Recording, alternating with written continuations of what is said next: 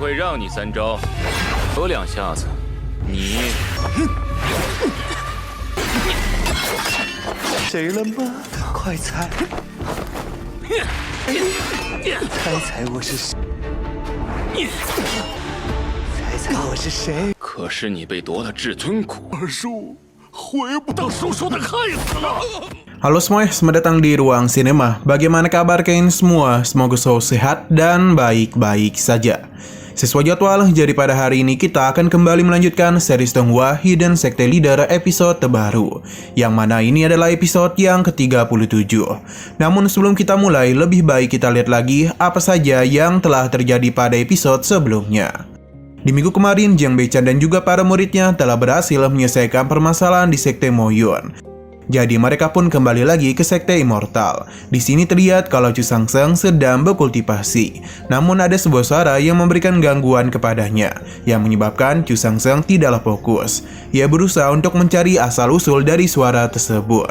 Namun dia ini masih belum menemukannya. Bahkan Chu Sangseng itu sempat salah sasaran dengan cara mengulti Hetian. Di sini dia pun mulai curhat mengenai masalah yang sedang dirinya hadapi. Karena Mujian sedang berada di sini, jadi Hetian memintanya untuk meminta pertolongan langit pencari pelaku yang mengganggu Chu Sangseng. Ternyata suara itu berasal dari guru mereka sendiri, yang mana Jiang Beichan ini sedang asik memanggang ayam. Ia pun dikejutkan dengan serang petir dari langit, yang tentu itu merupakan ulah dari Mujian. Tidak tanggung-tanggung, Jiang Beichan itu tersambar 2 kali. Karena tidak kunjung mendapatkan solusinya, jadi Chu Sangseng akan pergi ke kediaman keluarga Su. Di sana sedang terjadi sebuah kompetisi bulanan antara para murid keluarga Su. Tujuan Chu Sangseng kemari adalah untuk mengambil kembali tulang tertinggi miliknya yang dulu sempat diambil oleh pamannya.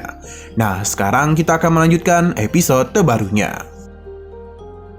Para tetua dikejutkan dengan kemampuan Chu Sangseng. Mereka sama sekali tidak menduga kalau keluarga Su kembali memiliki murid yang hebat. Chu Sangseng meminta para murid untuk maju menghadapi dirinya.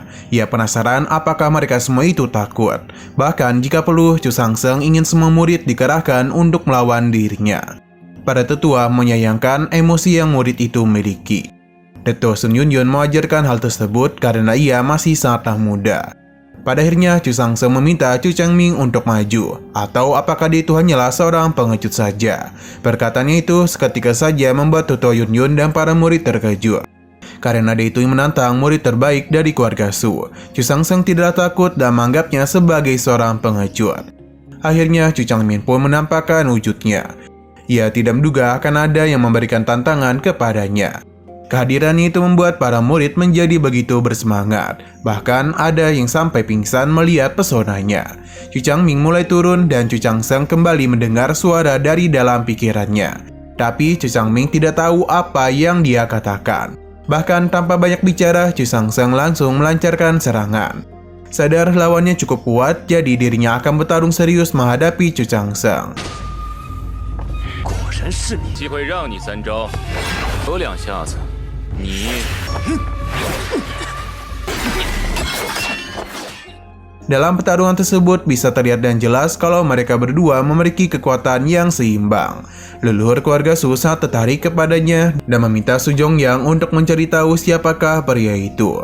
Kembali ke pertarungan, yang mana suara ini penasaran apakah Chu Sangseng telah menebak siapa dirinya. Akibat suara tersebut membuat Chu Sangseng menjadi tidak fokus. Bahkan dia itu sempat terpental. Meskipun mendapatkan gangguan besar, Chu Sangseng tidaklah menyerah dan kembali bertarung lagi dengan Chu Changmeng. Tapi walaupun begitu, tetap saja ini menyulitkan dirinya. Ia menjadi tidak bisa menggunakan seluruh kemampuannya. Para murid memuji Chu Changmeng yang belum serius. Tapi ada juga beberapa murid yang memuji kemampuan dari Chu Sangseng. Karena bagaimana bisa ada seorang murid yang mampu mengimbangi Chu Changming dalam adu pedang. Leluhur keluarga Su menjadi semakin senang karena keluarganya memiliki 2 orang jenius. Pada akhirnya para tetua pun mengetahui kalau pria bertopeng itu bernama Chu Chongseng. Mereka tentu tidak pernah mendengar nama tersebut. Sedangkan Tetua Yunyun sepertinya tahu siapa dia, yang mana dia tidak menyangka akan kedatangannya. Kembali lagi ke dalam pertarungan, yang mana Chu Changming berhasil memberikan tekanan kepadanya. Ini benar-benar menyulitkan Chu Sangseng, apalagi suara itu terus saja menghantui pikirannya. Ia sama sekali tidak fokus dalam menahan setiap serangan lawannya. Bahkan jika Mimin di posisi sekarang, mungkin juga akan merasa kesal terhadap suara berisik tersebut. 谁了吗？快猜！猜我是谁？猜我是谁？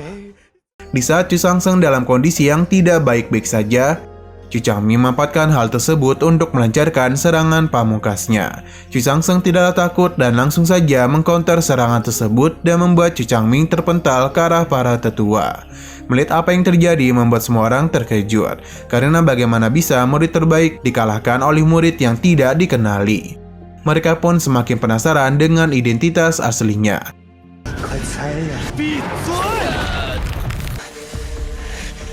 Karena dirinya sudah menang, jadi Chu Sangseng pun mulai melepaskan topengnya dan menyapa paman keduanya. Mereka pun terkejut karena baru tahu kalau selama ini Chu Sangseng masih hidup.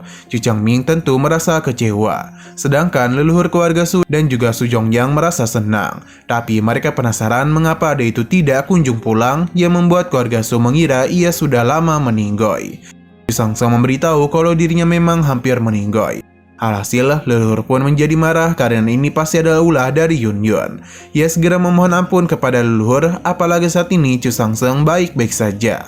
Tapi Chu Sangseng sepertinya tidak ingin memaafkan paman keduanya, karena dia itu telah mengambil apa yang seharusnya bukan miliknya. Dan hal tersebut leluhur Su menjadi begitu kebingungan. 长生啊，这下来呀！我们都怎么回事？老祖， 长生，回来就是为了取灰烬，再取别人所走的东西。 Su Zhongyang akhirnya paham, jadi inilah alasan mengapa Su Changming bisa mendadak menjadi overpower dan membuat Chu Sangseng menderita. Leluhur Su meminta Chu Sangseng untuk tidak usah khawatir, karena dirinya akan memberikan keadilan kepadanya. Hanya saja Su Zhongyang masih penasaran sebenarnya apa yang dialami olehnya, sampai-sampai Chu Sangseng hampir meninggoy. Chu Sangseng menjelaskan mengenai jebakan yang dibuat oleh paman keduanya. Untung saja ketika itu dirinya bertemu dengan seorang immortal. Su Zhongyang menganggap itu adalah berkah dari surga. Chu Sangseng sangat berterima kasih kepada gurunya tersebut karena dia memiliki kekuatan yang sangat hebat. Bahkan mampu membentuk kembali tulang-tulangnya yang telah diambil oleh paman keduanya. Chu Sangseng menganggap kalau kehilangan tulang itu ada berkah baginya karena bisa bertemu dengan gurunya. Dan sejak saat itulah dirinya benar-benar menghormati gurunya. Leluhur Su menjadi sedih karena baru tahu betapa menderitanya Chu Sangseng selama ini. Su Yunyun memohon kepadanya agar bisa dimaafkan. Tapi leluhur Su memintanya untuk diam karena jika sosok immortal itu tidak memberikan bantuan, maka Chu Sangseng sudah lama mati olehnya. Mereka pun meminta Yunyun untuk segera meminta maaf kepada Chu Sangseng. 断骨之劫，方可是你被夺了至尊骨。二叔，回不到叔叔的害死了！道歉。 Su Yunyun kembali bersujud di hadapan Chu Sangseng, mengakui ini semua adalah salahnya karena dirinya dibutakan oleh ambisi untuk mengembangkan bakat demi keluarga Su. Tapi ia akhirnya sadar kalau semua ini bukanlah hal yang benar. Ia bahkan terus menyesali keputusannya selama ini. Perkataan manisnya itu sama sekali tidak membuat Chu Sangseng melembut. Andai saja Chu Sangseng ini dalam kondisi buruk, maka leluhurnya sudah sejak lama menghabisi Su Yunyun. Chu Sangseng hanya diam saja mendengar pembicaraan mereka. Di sini, leluhur Su akan merayakan kembalinya Chu Sangseng, karena kini mereka telah memiliki dua orang jenius. Perjamuan besar akan mereka lakukan, tapi ada yang aneh. Karena leluhur hanya akan menghukum Su Yunyun dengan 3 gelas anggur saja, yang mana ini semua tentu membuat Chu Sangseng kesal. Apalagi Su Yunyun dan beraninya menyentuh dirinya dan menjanjikan semua harta yang dia miliki kepadanya. Mengetahui paman keduanya ini tidak kunjung sadar, Chu Sangseng pun langsung saja memberikan hukuman dan membuat paman keduanya itu lock out dari dunia ini.